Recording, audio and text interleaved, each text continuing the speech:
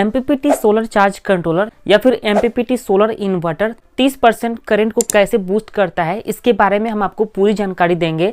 दरअसल इसकी सच्चाई क्या है, इसके बारे में हम आपको बताएंगे, क्योंकि बहुत सारे लोग जो है MPPT सोलर चार्ज कंट्रोलर या फिर MPPT सोलर इन्वर्टर इसलिए परचेज कर लेते हैं कि उनको लगता है कि 30% तक करंट बूस्ट करके ये प्रोवाइड कराता है।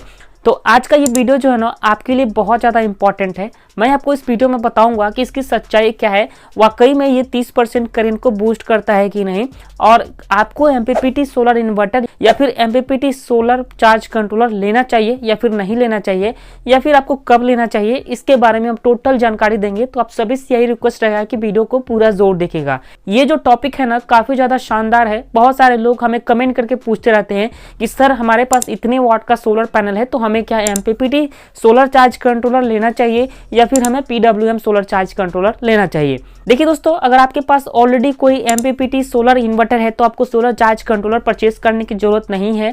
अगर आप सोलर चार्ज कंट्रोलर परचेज करना चाहते हो तो मैं आपको कहूंगा कि सोलर चार्ज कंट्रोलर नहीं परचेज करके आप कोई MPPT सोलर इन्वर्टर ही परचेज कर लेंगे तो आपके लिए ज्यादा बेहतर होगा। फिर भी दोस्तों सोलर इन्वर्टर की प्राइस थोड़ी ज्यादा होती है, तो इस वजह से आप सोलर चार्ज कंट्रोलर परचेज करना चाहते हो तो कर सकते हो। दोनों का ही लिंक हमने स्क्रीन पे दिया हुआ है, यहाँ से क्लिक करके आप बेस्ट MPPT सोलर इन्वर्टर या फिर best MPPT solar charge controller purchase कर सकते हो। आइए शुरू करते हैं इस वीडियो को और आपको बताते हैं। तो प्लीज वीडियो को लाइक करके चैनल को सब्सक्राइब करें और इस वीडियो को सभी लोग के पास शेयर करें, क्योंकि ये वीडियो बहुत ज्यादा इंपॉर्टेंट है। तो चलिए शुरू करते हैं इस वीडियो को और आपको बताते हैं। देखिए दोस्तों, कभी भी आप MPPT टेक्नोलॉजी सुनते होंगे ना या फिर परचेज करने के बारे में सोचते होंगे ना, तो आपके सामने इस तरह का ग्राफ आता है जो कि यहाँ पर दिखाता है कि 30% करंट को ये बूस्ट करता है। और MPPT का दरअसल मतलब होता है कि मैक्सिमम पावर पॉइंट ट्रैकिंग। इसका मतलब ये है कि ये सोलर पैनल की वोल्टेज और करंट को हमेशा ये ट्रैक करते रहता है। जैसे कि सोलर पैनल से चाहे 15 वोल्ट मिल रही हो या फिर 20 वोल्ट मिल रही हो या फिर 50 वोल्ट मिल रही हो, ये सोलर पैनल की वोल्टेज को ये ट्रैक करते रहता है कि सोलर पैनल से कब कितना वोल्टेज मिल रहा है। और करंट को बूस्ट कैसे करता है इसके बारे में भी हम आपको बता देते हैं। देखिए यहाँ पर होता क्या है, एग्जांपल हम आपको बता दें कि अगर हमारे पास कोई 100 वाट का सोलर पैनल है और 100 वाट का जो सोलर पैनल होता है ना, या फिर 12 वोल्ट बैटरी को चार्ज करने वाली जितनी भी सोलर पैनल होती है ना, एग्जाम्पल हम आपको बता रहे हैं, उसका VOC होता है 18 वोल्ट, 20 वोल्ट या फिर 22 वोल्ट। आप यहाँ पर देखिए, चाहे 100 वाट का सोलर पैनल हो या फिर 200 वाट का सोलर पैनल हो, 18 वोल्ट देगी, 20 वोल्ट देगी या फिर 22 वोल्ट ही आउटपुट सप्लाई करेगी। एग्जाम्पल हम आपको बता देते हैं कि जब सपोज हम 100 वाट का कोई सोलर पैनल परचेज करके लाते हैं, उसका VOC लिखा हुआ है 20 वोल्ट। तो अब हम इसको डिवाइड कर देंगे, 100 को अगर हम 20 से डिवाइड करते हैं तो हमारा आंसर निकलता है 5, यानी कि 5 एम्पियर हमारे सोलर पैनल से मिलेगा। लेकिन यहाँ पर होता क्या है कि 12 वोल्ट की बैटरी को चार्ज करने के लिए 14.5 वोल्ट से लेकर के 15 वोल्ट ही हमारे सोलर पैनल से चाहिए होता है, लेकिन हमारा सोलर पैनल 20 वोल्ट हमें प्रोवाइड करा रहा है।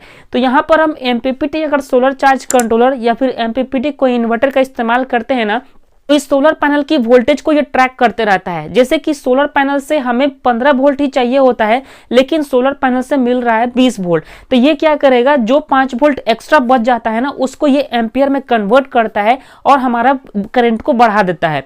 तो इस वजह से एग्जाम्पल आप समझिए, अगर हम 100 वाट का सोलर पैनल लेते हैं, वोल्ट हमें मिल रहा है तो एम्पियर हमें 5 एम्पियर ही मिलेगा। लेकिन वही हमारा MPPT कंट्रोलर क्या करता है या फिर MPPT इन्वर्टर क्या करता है कि इस VOC को यहाँ पर कम कर देता है, मतलब 20 वोल्ट को ये 15 वोल्ट में कन्वर्ट करता है, जिससे हमारा एम्पियर 6.66 एम्पियर हो जाता है। मतलब कि 1.66 एम्पियर हमारा बढ़ जाता है मात्र 100 वाट के सोलर पैनल में ही। अब देखिए दोस्तों, यहाँ पर होता क्या है कि धूप एक जैसा नहीं रहता है। जैसे सोलर पैनल हमने छत पे लगा दिया तो धूप एक जैसा उसको नहीं मिलता है। तो धूप अगर तेज मिलता है ना, तो सोलर पैनल का VOC जो होगा वो सबसे मैक्सिमम रहेगा। जैसे कि मैक्सिमम उसका क्षमता है VOC 20 का, तो धूप अच्छा रहेगा तो VOC उसका 20 मिलेगा, तब जाके MPPT कंट्रोलर उसको कम करेगा VOC को। लेकिन सोलर पैनल को अगर धूप कम मिलता है ना, तो वो ऑलरेडी VOC कम देने लगेगा। जैसे कि 20 वोल्ट क्षमता है तो वो 15 वोल्ट ही सप्लाई भेजने लगेगा।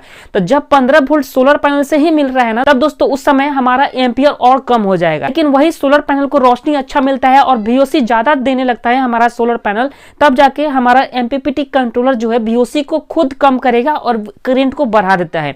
तो आप समझ गए होंगे कि सोलर चार्ज कंट्रोलर कैसे करंट को बूस्ट करता है। एग्जांपल हम आपको फिर से कहना चाहेंगे, देखिए सोलर पैनल से आने वाली एक्स्ट्रा वोल्टेज को वो करंट में कन्वर्ट करता है, जिससे हमारी बैटरी को फास्ट चार्ज होने में हेल्प करता है। यहां तक दोस्तों आपको क्लियर समझ में आ गया होगा। देखिए सोलर चार्ज कंट्रोलर चाहे हम MPPT का ले या फिर PWM का ले, MPPT का काम है कि वो पावर को मतलब कि वो ट्रैक करते रहे और जब भी सोलर पैनल से ज्यादा वोल्टेज मिल रहा है तो वो एम्पियर में कन्वर्ट करके हमारी बैटरी को प्रोवाइड करा दे। लेकिन दोस्तों हमारा PWM सोलर चार्ज कंट्रोलर में ऐसा बिल्कुल भी नहीं होता है। जितना वोल्टेज हमारा सोलर पैनल से मिलता है ना, उतना ही वोल्टेज हमारी बैटरी को भेजता है, उतना ही करंट हमारे बैटरी को भेजता है। तो इस वजह से अगर आप सोलर चार्ज कंट्रोलर परचेज करने जाएंगे ना, तो वो जैसे कि उल्टा बात बोलेंगे, जैसे वो कहेंगे कि PWM कंट्रोलर 30% करंट को लॉस करता है। तो यहाँ पर PWM करंट को लॉस नहीं करता है, बल्कि अगर हम उसके जगह पे MPPT लेते हैं ना, तो वो थोड़ा सा करंट को बूस्ट करके हमें प्रोवाइड कराता है। तो यहाँ तक तो आपको क्लियर समझ में आ गया होगा कि MPPT कंट्रोलर जो है या फिर MPPT इन्वर्टर जो है करंट को थोड़ा सा बूस्ट करके हमें प्रोवाइड कराता है। अब हम आपको बताते हैं कि किनको MPPT सोलर चार्ज कंट्रोलर या फिर MPPT सोलर इन्वर्टर लेना चाहिए, किनको PWM लेना चाहिए।